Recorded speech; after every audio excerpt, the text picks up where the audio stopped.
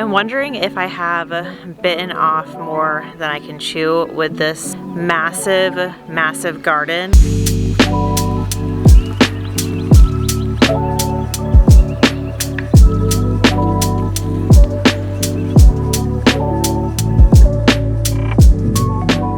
Definitely not the type of person who is going to shy away from a challenge. I know I have my work cut out for me, and I am not giving up. I'm not going to just be like, oh, you know, maybe we should downsize the garden. No, I'm not going to do that, because in a few months I'd regret it. When does one's garden become too big?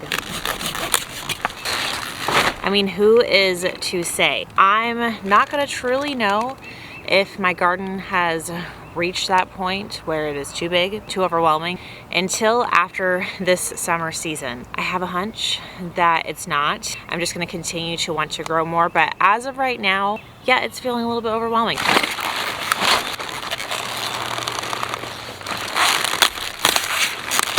My goal is to grow as much of our own produce, fruits and vegetables and everything like that as possible. Fruit is definitely something I really need to work on, but the actual vegetable part, we're getting better at that. I have like a literal whole freezer full of cauliflower that I have vacuum sealed and, you know, cut up and all types of stuff. So we're good on cauliflower for a while, and I actually still have at least 1 or 2 more heads of cauliflower to harvest. I feel like this particular season of life, it's overwhelming just because I have a 1-year-old baby.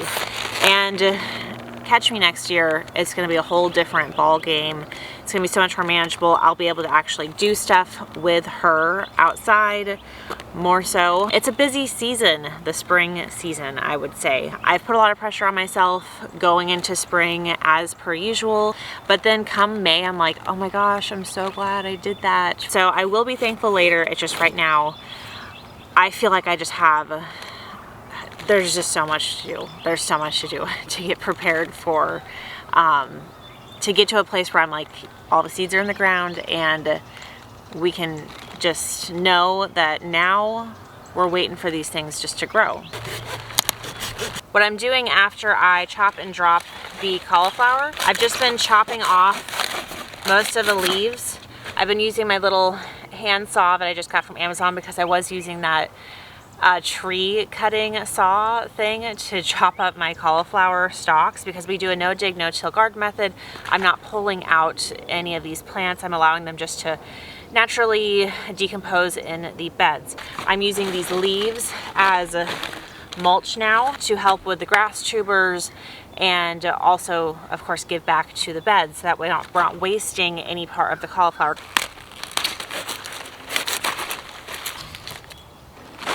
What I've come to discover with a garden is that a good healthy garden is all about layers. So the reason why layers, as you're seeing here right now, is so important is because we are creating biodiversity. We're creating a unique environment within our garden beds, and also not even within an actual garden bed, within the ground if you're doing like a direct in-ground garden. If you are tilling those beds, you're stripping it from the opportunity to create a biodiverse environment, meaning beneficial bugs that could help combat from certain diseases that might occur. They're constantly playing a game of competing with each other. Now, if you're stripping away those natural insects and other occurring like root systems and things like that, then when a disease is introduced, there is nothing to compete with that particular disease. So it's important to constantly be enriching your garden with a unique amount of organic matter and bugs and root systems. That way it can always have more than enough different species and creatures to help combat any type of issue that might occur. For example, this isn't even a disease. It is just something else that would help wreak havoc on your garden. We have such a problem with grass tubers in a good amount of our garden beds. Now, for some reason, some of them just don't get grass that grows through them, where a good handful of them actually do. Now, if I was just to only focus on putting just straight up garden soil in those beds, these beds would have literally no chance against the grass tubers. They would just totally take over. It would be a huge pain and so much work to constantly be pulling those weeds. If you are creating a diverse environment and you are adding different mulches and things like that, then you do have a better chance. I am going to instead put a really heavy layer of mulch down constantly anytime I see grass existing. That way it can suffocate the light, and then we're creating an environment that is working together to help combat the negative elements within that garden bed, so that the positive things that we want to thrive can actually do what they're intended to do.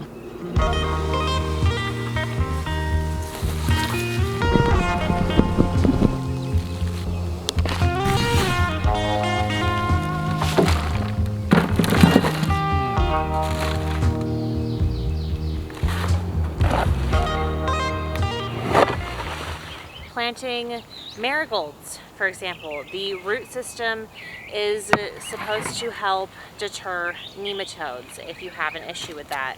I'm not sure if it attracts the nematodes to the roots or if it deters them or something like that, but it does help combat with nematodes. Marigolds. Chickens. Chickens can help eat the weeds in your garden. They can naturally till your garden while eating those seeds that they're actually tilling up. Because when you're tilling, traditionally, there's nothing that's actually getting rid of the seeds that the weeds have spread. So then you're just creating an environment that is better for those weeds to grow in your garden. With chickens, when they're tilling with their feet, they are expertly searching for the weeds to eat those seeds. So you're helping kill multiple birds with one stone, no pun intended, by having chickens involved with your gardening.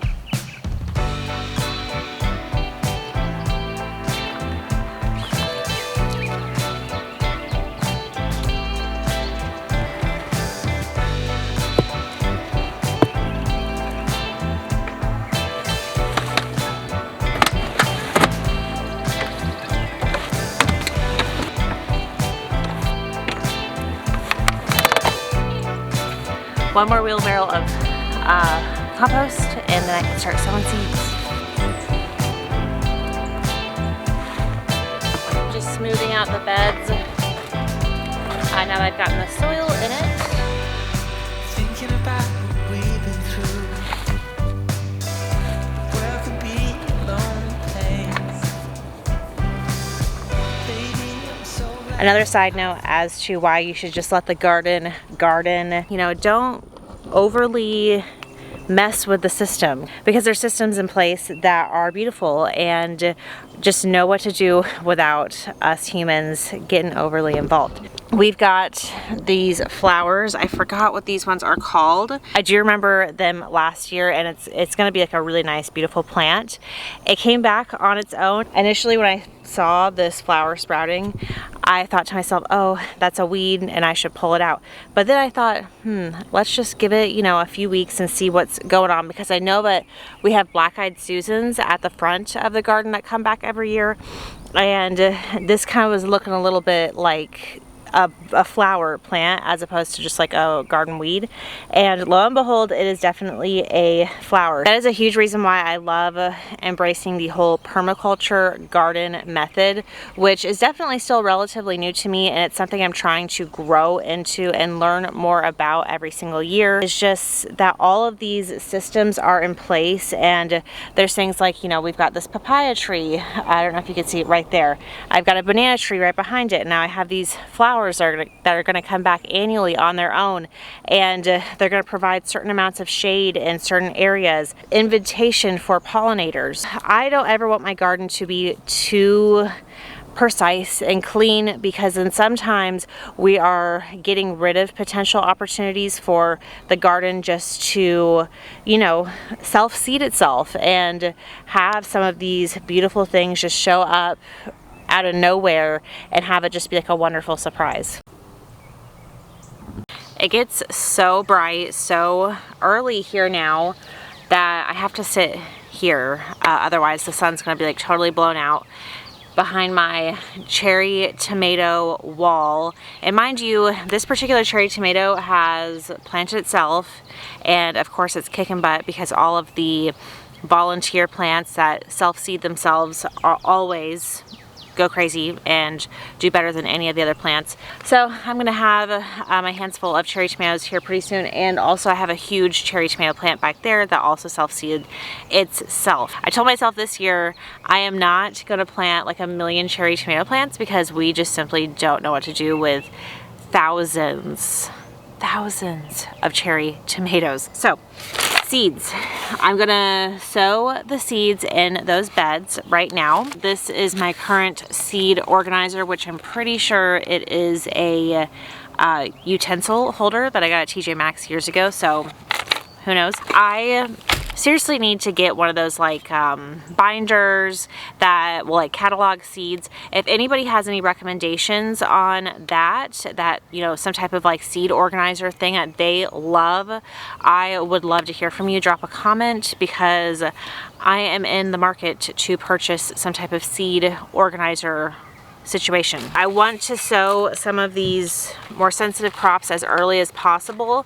My husband's behind me measuring out the tomato garden so that we can put up trellises. He's gonna go and help me get the materials today. After rifling through, I was able to find all of the beans and the squash that I intend to plant in those big beds. So I'm going to plant the Windsor fava, some pintos. I'm gonna plant black beans. I'm gonna finish off the other side of that one cattle panel trellis and do cantaloupe, a straight neck squash, garbanzo beans. We're trying to incorporate more beans, legumes in our diet. This is the Italian striped zucchini.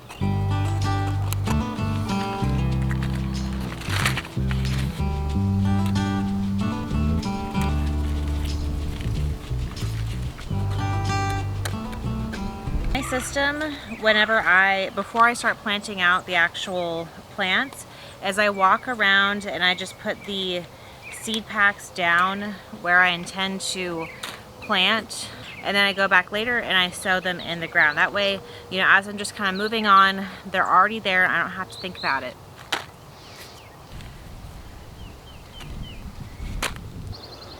So we're at the heart bed, and I'm gonna plant out the garbanzo beans. I only have probably about 12 of them. They need a just about 6 to 8 inches apart, so they don't need a really significant amount of spacing, so I can get a good amount in this particular bed. Okay, fava beans. I'm gonna plant out all of these. The actual bean seed is huge. These are gigantic beans. I don't know if you can see. I'm a little far away from the camera. So anyways, this has about 6 to 8 inch plant spacing. The plants itself are going to get up to about 15 to 20 inches tall, so just a little bit over a foot. It did say on the seed packet for this particular fava bean, the broad Windsor fava bush, that it doesn't need any type of trellising system. I will have bamboo, like small bamboo sticks, prepared and ready in the case that it looks like they need some type of trellising. I've even found that pepper plants can benefit from decent trellis system. Bamboo sticks are really excellent options for that because they're really cheap, and I know here in Florida they're pretty easy to come by. Most people I know, you know, have bamboo in their yard, so it's a lot more affordable than buying them from the big box store. The next small section of the raised garden bed, which is probably about 6 square feet, so I'll do 6 seeds, is going to be for the striped zucchini. Now I already grew zucchini in this bed last year, but I'm hopeful that one, I'm planting the zucchini early enough in the season that I'll get a decent harvest before some of those more aggressive pests like the squash vine borer come out. Two, I have done a really thick layer of mulch and the cauliflower leaves followed by the compost. So I'm hoping that those really thick layers is going to make it so that if there are any squash vine borer eggs from the last season, it'll make it really hard for them to travel all the way up to the surface. I could 100% be wrong, but you know, we're just gonna try it out. I do stand by the fact that you really should rotate your crops. So I am knowing that there's a possibility this is not going to be a good thing to do, and just giving it a try anyways. This bed did not already have squash in it last year. I want to say it was just tomatoes, and I forget what was in the middle, like some type of beans. So it did not have squash in it last year. I do still have one huge cauliflower plant that does need to be harvested. It's ready to be harvested and taken out. This is a broccoli plant that I'm hoping will actually turn into broccoli, especially now that I've removed some of the bigger cauliflower plants that were probably competing too much for all the nutrients. So I'm gonna keep that in there. I've got a little bit of carrots in here. I've got the winter luxury pumpkin over there. So it's gonna be a really good kind of mix of plants going on here. Next one's gonna be my big bean bed. The rest of this bed is gonna be half black beans, half pinto beans. I love pinto beans and black beans are like some of my favorite foods to eat.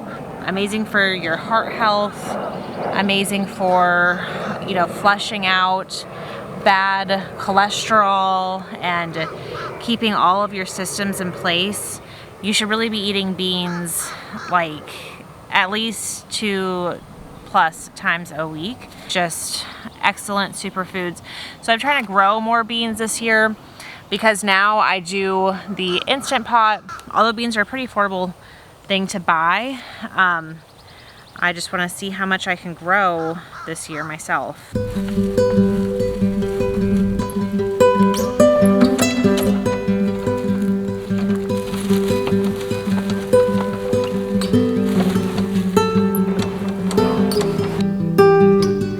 Another reason I love doing just the, you know, in-ground, no dig, no till mulch, like heavy mulching method, is because I can just have the flexibility to plant things wherever I feel like it. So I just dumped 2 wheelbarrows full of compost right here. Underneath it is heavily mulched, like a heavily mulched area that has been mulched for years, so that is really healthy soil underneath it.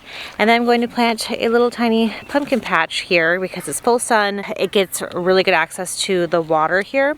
Behind it, this weekend, my big goal, and probably actually later today, this is going to be the pepper bed.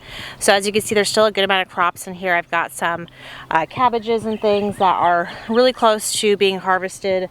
I don't even know if that's broccoli romanesco or cauliflower romanesco or actually just broccoli. I don't know what is in there. I know it's not cauliflower. But as soon as those are ready to harvest, I will put more soil down.